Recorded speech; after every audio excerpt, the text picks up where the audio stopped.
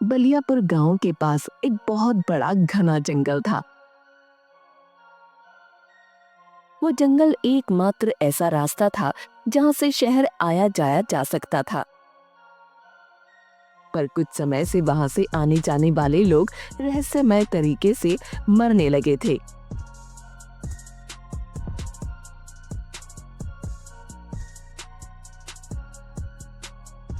अरे चंदन, तूने सुना? चंदनपुर गांव का जुगनू पिछले 4 दिन पहले शहर गया था, पर उसका अभी तक कोई ठिकाना ही नहीं है।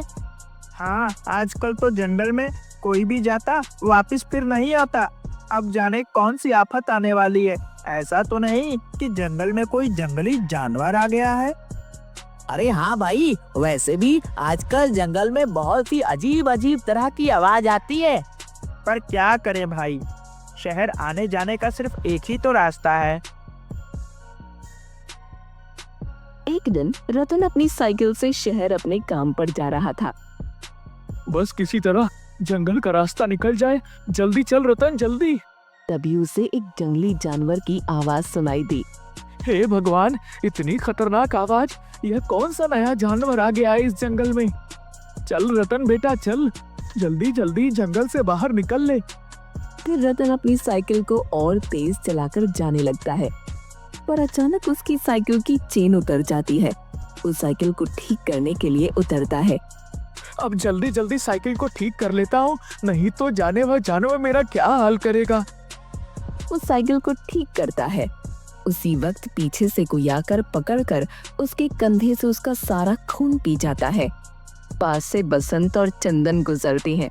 रतन को देखकर बसंत और चंदन रतन के पास जाते हैं। अरे भाई, ये तो रतन है ना? हे भगवान, उस जानवर ने इसे भी मार डाला। फिर दोनों उसे उठाकर गांव ले जाते हैं।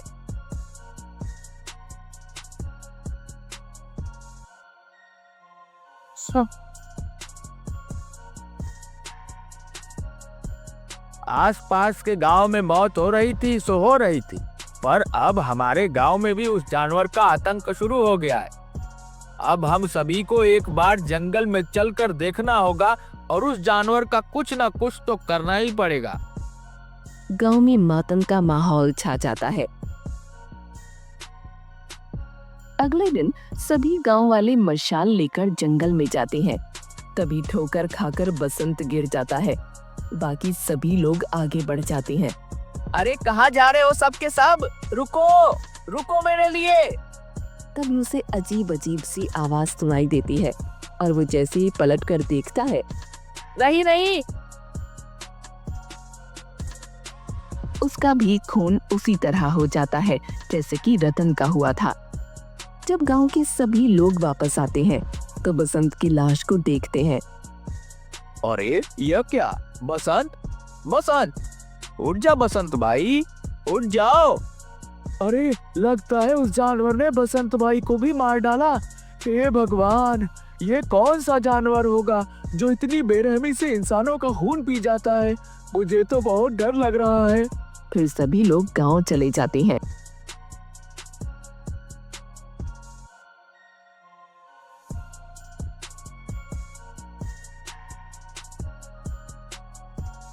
सब लोग गांव की चौपाल पर बैठकर बातें कर रहे होते हैं। मुखिया जी, अब तो हमारे गांव में भी मौतें होना शुरू हो गई हैं। हाँ भाई, अब तो कुछ करना ही पड़ेगा, पर जब तक कोई रास्ता ना निकले तब तक जितना हो सके उस जंगल के रास्ते में मत जाना। अरे पर मुखिया जी, गांव से बाहर जाने का सिर्फ एक ही तो रास्ता है। ये तो ऐसा हो गया है मानो आगे कुआं और पीछे खाई। अगर शहर नहीं गए तो भूखे मर जाएंगे, और अगर गए तो वो जानवर हमें खा जाएगा। अब तो बस एक ही रास्ता है, हम सबको मिलकर उस जानवर को मारना पड़ेगा। अरे पर हम सब गए थे उस जानवर को ढूंढने, वह तो हमें मिला नहीं, और बसंत की जान गई वो अलग। तभी खून से लथपथ हालत में मंगलू वहां आता है। अरे मंगलू, ये तेरी हालत कैसे हुई? अरे नहीं नहीं भाई, और कोई जानवर नहीं है। फिर कौन है? अगर कोई जानवर नहीं है तो बता मुझे, मैं अभी उसका छठी का दूध निकाल कर आता हूँ। अरे भाई, वो तेरा छठी सातवीं सभी का दूध निकाल देगा। क्या मतलब? अरे भाई, मैं शाम को शहर से गांव आ रहा था, तभी मेरे सामने एक विशालकाय दानव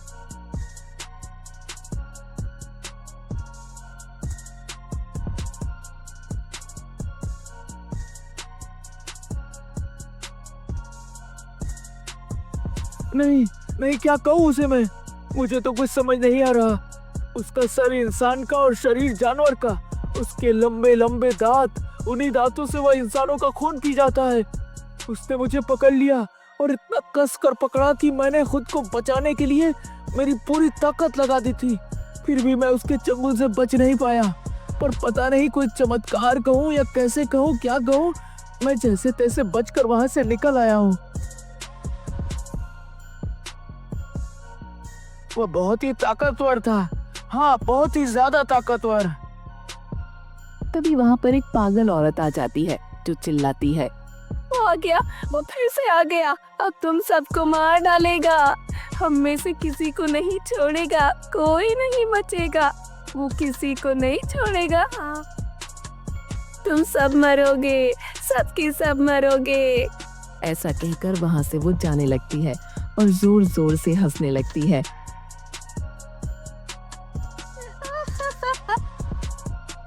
गांव में किसी को भी कुछ समझ नहीं आता।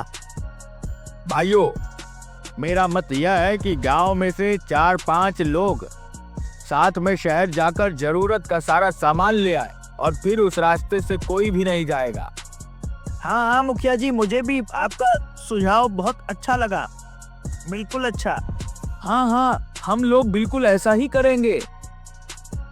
फिर गांव के कुछ लोग मिलकर जंगल पार करके शहर जाने लगते हैं।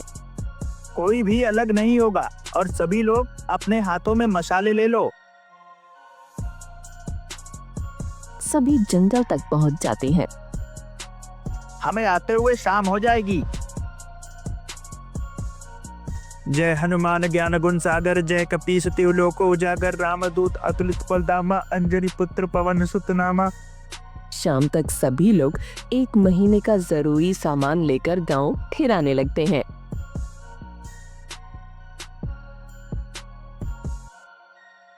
आते समय सभी लोगों के सामने एक विशालकाय आदि मानव आकर खड़ा हो जाता है। अरे भाई, लगता है कि ये वही आदि मानव है जिसके बारे में मंगलू ने बताया था, जो सबका खून पी जाता है। अब हमें भी खा जाएगा। अरे घबराओ मत तुम सब, मैं हूं ना, मैं देखता हूं कि यह आदि मानव हम सबका क्या बिगाड़ेगा। तभी वो आदि मानव एक आदमी को पकड़ लेता है और उसका खून पीने लगता है। बाकी सभी लोग उस पर पत्थर मारने लगते हैं। छोड़ उसे। वो आदि मानव और भी ज्यादा गुस्से में आ जाता है। उसने जिस आदमी को पकड़ रखा था उसे वो दूर पेड़ के पास फेंक देता है। अरे चंदन भाई, अब हम क्या करें? यह आदि मानव तो और भी ज्यादा गुस्सा हो गया है। अब यह हमें से किसी को भी नहीं छोड़ेगा। अब तो हम सभी गए। और उन सभी के पास आने लगता है। वो आदि मानव सबके पास जा रहा था पर चंदन से डर रहा था। अरे ये आदि मानव मेरे पास क्यों नहीं आ रहा? फिर उसे ध्यान आता है कि उसके हाथ में मशाल है। कहीं ऐसा तो नहीं कि मेरे हाथ में मशाल है इसलिए वह मेरे पास नहीं आ रहा? कहीं ऐसा तो नहीं कि ये आदि मानव आग से डरता हो? वो आदि मानव गुड्डू को पकड़ लेता है और उसका खून पीने ही वाला था कि तभी चंदन उस आदि मानव के पास मशाल लेकर जाता है और उसे डरा देता है। सभी लोग वहां से गांव में भाग जाते हैं।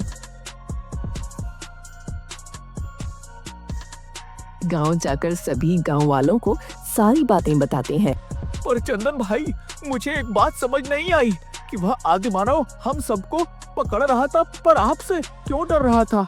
अरे क्योंकि मेरे हाथों में मशाल थी और वह आदि मानव आग से डरता है, इस वजह से वह मेरे पास नहीं आ रहा था।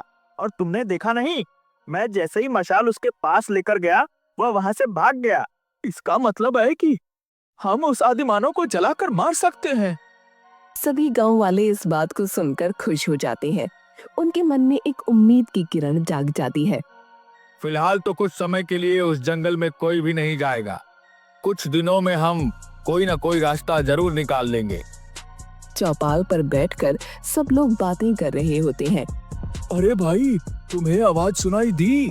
हाँ हाँ भाई, ये तो उस आदिमानव की ही आवाज लग रही है। कहीं वो आदिमानव गांव में तो नहीं आ गया? हे भगवान, इस शैतान का डर पहले जंगल में ही था और अगर ये गांव में आ गया तो हम सबका जीना हराम कर देगा। इसका कुछ ना कुछ तो करना ही पड़ेगा। तभी जोर जोर से जमीन पर पैर रखते हुए आदिमानव गांव में आ जाता है। अरे भागो भागो, सभी अपने घरों में जाकर छुप जाओ। सभी गांव वाले अपने अपने घरों में छुप जाते हैं। पर वो आदिमानव अब गांव के जानवरों को खाने लगता है और सुबह होते ही गांव से चला जाता है। मुखिया जी, अब तो इस आदिमानव का कुछ ना कुछ करना ही पड़ेगा, नहीं तो हम में से कोई भी जिंदा नहीं बचेगा। हाँ हाँ, तुम बिल्कुल सही कह रहे हो। अगली शाम को भाई चंदन, लगता है वो आदिमानव आज फिर आएगा। अब तो वह हमारे गांव के जानवरों को भी मार कर खा रहा है। अब वह हम में से किसी को भी नहीं छोड़ेगा। अरे गांव वालों, कब तक इस आदिमानव से भागोगे? एक दिन यह हम सबको खा लेगा। तभी एक पागल औरत वहां आ जाती है। सही कह रहा है ये, कब तक भागोगे उस आदिमानव से? परसों पहले वो मेरे पिंकू को भी खा गया था। और उस आदिमानव को हम मारेंगे कैसे? वो आग से डरता है। हाँ, उसे किसी तरह से आग से जला सकते हैं। फिर वो पागल औरत सभी गांव वालों को तरकीब बताती है। फिर सभी लोग मिलकर एक गड्ढा खोदने लगते हैं।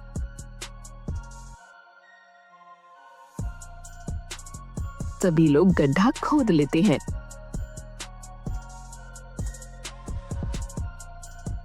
और उस पर घास डालकर उसे ढक देते हैं। तभी फिर से आदिमानव गुर्राते हुए गांव में आता है। तभी गांव वाले इधर उधर भागने लगते हैं। फिर चंदन उस आदिमानव को और गुस्सा दिलाने के लिए उस पर पत्थर मारने लगता है और चंदन को देखकर सभी गांव वाले उस आदिमानव पर पत्थर फेंकने लगते हैं। वो आदिमानव चंदन को पकड़ने के लिए आगे बढ़ता है। तभी वो आदिमानव उस बड़े से गड्ढे में गिर जाता है। उस गड्ढे में वो आदिमानव जोर जोर से गुर्राने लगता है। फिर चंदन उस गड्ढे में मिट्टी का तेल डालकर आग लगा देता है और वो आदिमानव तड़प तड़प कर उसी गड्ढे में जलकर राख हो जाता है।